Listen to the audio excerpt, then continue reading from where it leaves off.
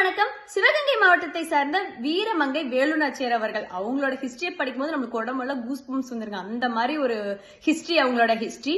ஏன்னா சின்ன வயசுல இருந்தே போர் கலைகளை பயின்று வில்வித்தைகளை பயின்று சின்ன வயசுல இருந்தே தைரியமான ஒரு பொண்ணா வளர்ந்து வந்தாங்க.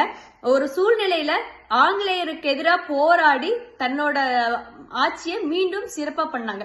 இதுல அவங்களுக்கு துணையா மருது சகோதரர்கள், குயிலி அந்த மாதிரியான ஒரு படையை திரட்டி ஆங்கிலேயருக்கு எதிராக முதலா இந்தியால ஒரு பெண் போராடினாங்க அப்படின்னா அது நம்மளோட வேலுநாச்சியார் அவர்கள் தாங்க.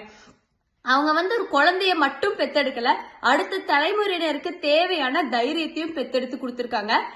வேலுநாச்சியார் அவர்கள் தமிழ்நாட்டோட மொத்த பெருமை அப்படின்னே சொல்ற அளவுக்கான ஒரு வீரமங்கை அவங்க.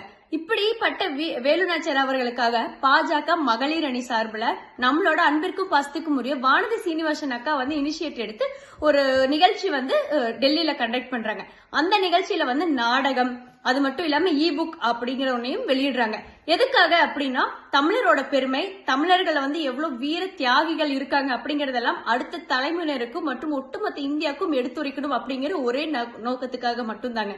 இப்படிதான் தமிழை வளர்த்தணும். தமிழை வளர்த்தணும்னா ஹிந்தியை திணிக்கிறீங்க, எங்க அப்பா கொண்டு போய் கடல்ல பேனா வைக்கிறேன், எங்க அப்பா பேரை பஸ் ஸ்டாண்டுக்கு வைக்கிறேன், எங்க அப்பா பேரை ரோட்டுக்கு வைக்கிறேன் அப்படிங்கறதெல்லாம் கிடையாதுங்க. நம்மளோட முன்னோர்கள், நம்மளோட வீரர்கள், விடுதலை போராட்ட வீரர்களால என்னென்ன பண்ணாங்க அப்படிங்கறத எடுத்து அடுத்த தலைமுறைக்கு சொல்லணும். அப்படிதான் நம்ம தமிழையும் தமிழர்களோட பெருமையும் அடுத்த தலைமுறைக்கு கொண்டு போக முடியும், உலகத்துக்கும் காட்ட முடியும். அதைத்தான் நம்மளோட வானதி அக்கா பண்ணிருக்காங்க.